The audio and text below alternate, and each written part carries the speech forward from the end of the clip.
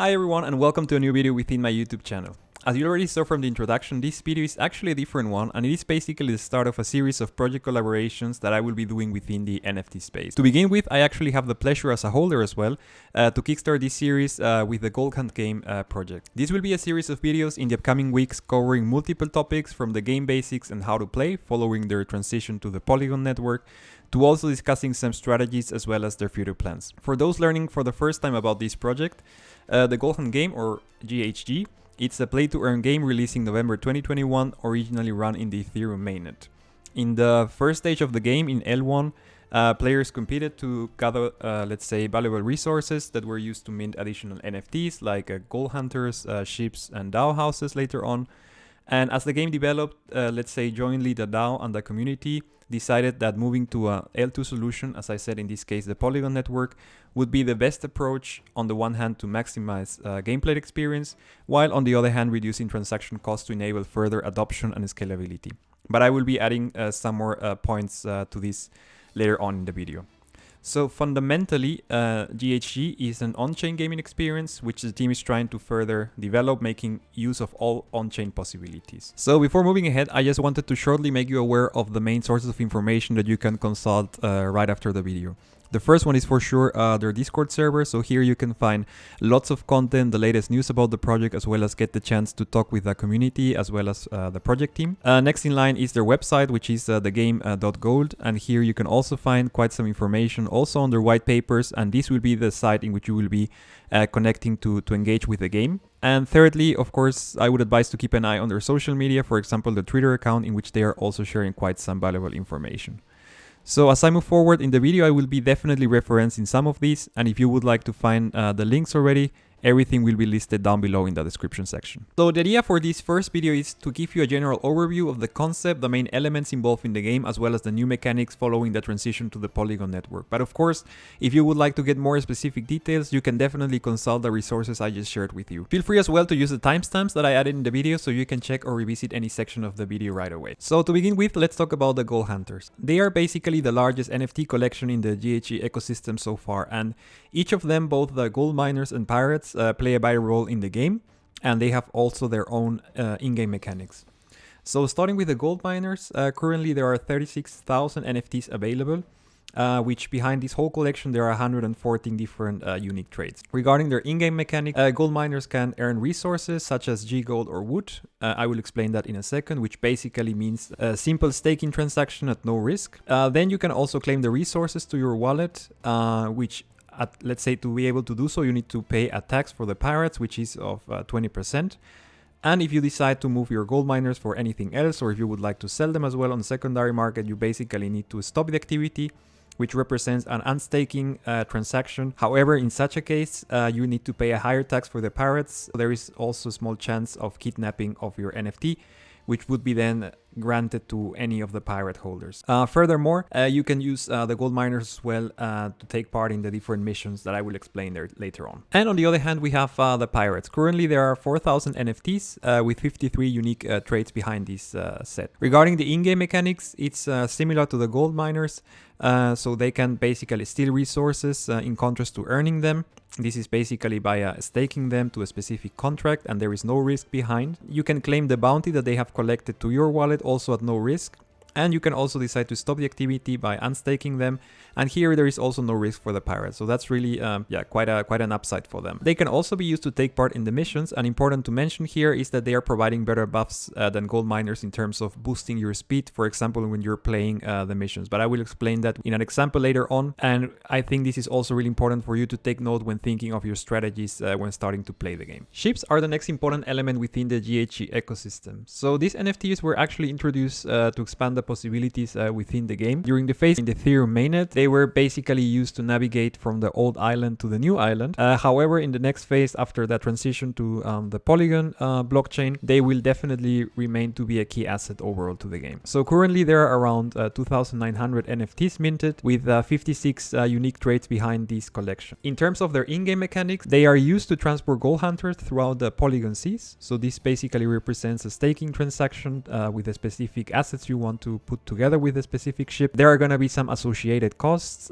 when willing to do that in terms of resources, but there are no risks. I will explain that in a moment. Additionally, if your ship is staked on the Polygon Island, you will also generate the wood resource at varying rates depending if it's a regular or a pirate ship. There also be a key asset when engaging on sailing missions, and also as for the gold hunters, as I mentioned before, they are also contributing based on the base speed that they have, but also on the different traits that each NFT has to the speed of the convoy that you're going to be building to complete the different missions throughout the game. So next in line we have the cards, which I think are an exciting element that it's going to be introduced in the next phase of the game. The team has tried to find ways on how to increase gamification, and they have really taken the decision to take this pioneer approach in the P2E blockchain space. So cards are going to be obtained during significant events or taking part in significant events such as for example the DAO establishment or in the transition to the Polygon network. Also, they are going to be able to be obtained by upgrading actions within the game. That more information will be shared as we move forward, and I understand that there are further plans for them. And just to give you a feeling of the composition of the card, basically rarity it's going to be defined by two main elements. On the one hand side, the border, which is going to go all the way from a common white to a mythic diamond. And then also we will have the Jiggle coins, so which you can find on the bottom section of it. So the higher amount of the Jiggle coins, the rarer the card is as well. The card will also have quite some additional identifiers or elements within them, like the image, the content, the series unique identifier. So there is a lot of work which is being put behind each of these cards and the logic that it's being used to implement them within the game. After having explained to you the main NFT collections within the GHG ecosystem, now I would like to guide you through, what you could refer as the fuel or the engine of the overall Gold Hunt game, which are the resources. And here we have two main resources, which are G-Gold and Wood. Both of them are ERC20 tokens, and if you're interested, I have listed as well in the description section below the link to the contract so you can have a look. So what was the utility of these tokens during the first phase of the game in the Ethereum seas or in the Ethereum mainnet? In the case of G-Gold, it was used for minting additional NFTs, so for example, Generation 1 Gold Hunters, and later on it was also used for the minting of ships. In the case of Wood, this resource was used in the minting of houses, which at the end entitled the holders to take a seat within the decentralized autonomous organization, or also so-called DAO. After completing the transition to the Polygon network, the team of course has put a lot of thoughts of which should be the utility of these two main resources. Basically, the plan is that they are going to be used to cover the mission expenses, so also use this as a burn mechanism for these both tokens. Most likely they are going to be also used to acquire new gold hunters, ships and cards in the way to expand your crews. And it seems that you will also be able to use them in auctions and raffles as well. So each of these interactions will have varying levels of required G-Gold or Wood, but I think we will be learning more as we are moving further in the game. It is also planned that more resources are going to be released later in the game, but at this point of time, I think it's most importantly that you understand these two, and more information will be shared in future videos for sure. So just to close up, there is currently already a liquidity pool established within the Ethereum mainnet to swap G-Gold and Wood. And I know that at the moment the DAO is also evaluating options on how to set up further liquidity pools within the Polygon network. But at the moment there is still no final decision on that. But I am sure that we will be learning more in the upcoming weeks. So now I would like just to shortly talk about the Polygon Island and give you some more direction towards relevant resources to get you set up to this next phase of the game. Starting first with the reasoning why this decision was taken. As you know, I mentioned at the beginning that currently there is a migration towards the Polygon network. And the idea behind was really to maximize the gameplay while on the other hand lowering the fees and in no means compromising game development opportunities. And the team has proven so far that they have really lots of ideas that they are really willing to bring to life now that it is more suitable to play such a game in the blockchain. This will of course enable further adoption of the game, and I see that this is for sure going to help in the scalability of it. So just to touch base shortly on the storyline, you can see here a nice map that the team has developed, and on the left hand side you can see a circle pointing out where the first part of the game took place in the Ethereum seas, and basically two portals were identified there. And these were actually the ones bringing people towards the Polygon seas. And you can see that on the center mainland with the portal appearing on the bottom right part. And this is basically the starting point of where the next phase of the game will take place. So although I just showed you the overall map that has been developed by the team, I would say that the next phase of the game is going to be focused on the Polygon Island, which is the main landmass in the center of the Polygon Sea. So this is really a land, as they describe it, full of wonders and secrets. So they have basically lots of ideas on how to explore this whole new world. So I would say that the main idea behind it's really to work with missions to go further and explore this new part of the game. But I will explain that in a second. And of course, be it that you are a new player or you have been here since the beginning, probably you have two important questions, which are how to use the Polygon portal to transfer your NFTs and which are the estimated portal costs, also to make the assessment on how and when to do it. But I would say that if you would like to get really specific and detailed answers from here, we discussed with the team that you at best consult some information that they have released within their Discord server so far. So I have listed as well within the list of links below 2 concrete links where you can find more information of this.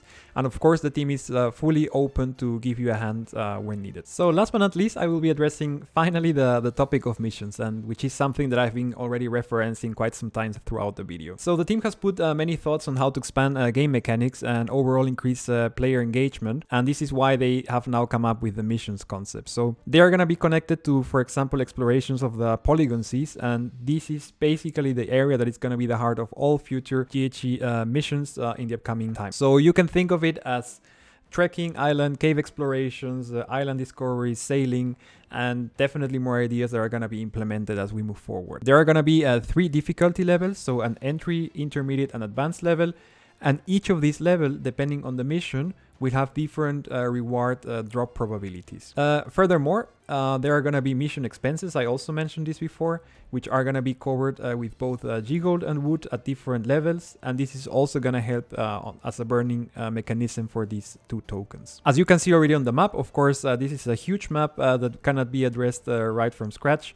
But the idea is really to start with the first missions around the blue section that you can see already. So here I would like to share with you some more concrete details about the opening missions following the transition to the Polygon Island. So 1 week after the portal opens, a trekking and sailing missions will be available, and 10 days after the first launch, an additional set of trekking and sailing missions will also be announced. When you're referring to trekking missions or let's say inland explorations, you can already think or make up your mind that really this is going to be possible with gold hunters as well as in a combination with the right cards. And when you're talking of sailing here, ships will also play their role. So as I've been explaining to you, missions, it's all about optimizing your resources to be able to complete them in the best way possible, aligned to your strategy.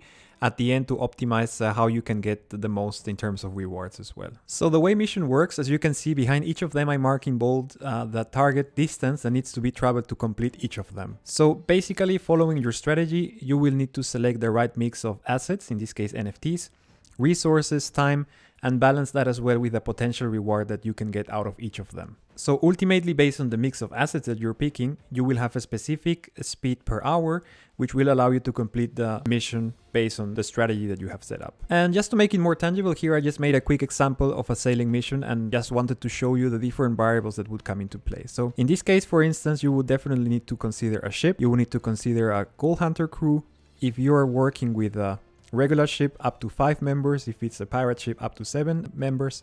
And then you would also, once you get a hold of some of them, would need to look at the different buff cards that you want to play or put into consideration for the specific mission.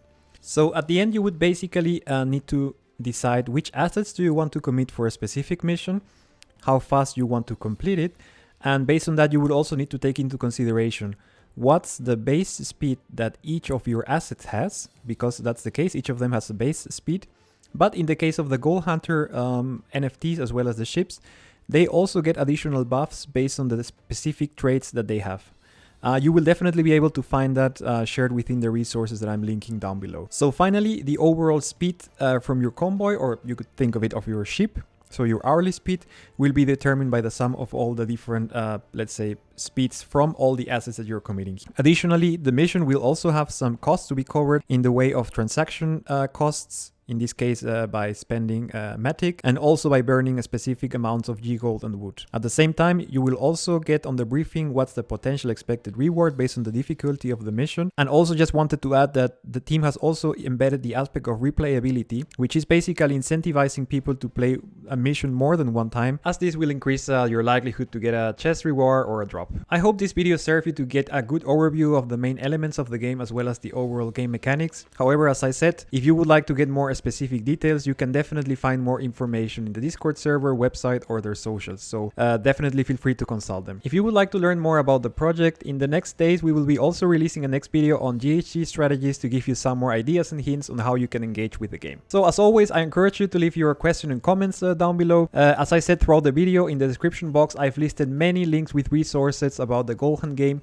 so feel free to look at any of those. If you liked the video, it would be great if you could leave a like and subscribe, and that helps me a lot to continue growing. Thanks a lot for tuning in, and see you in the next time.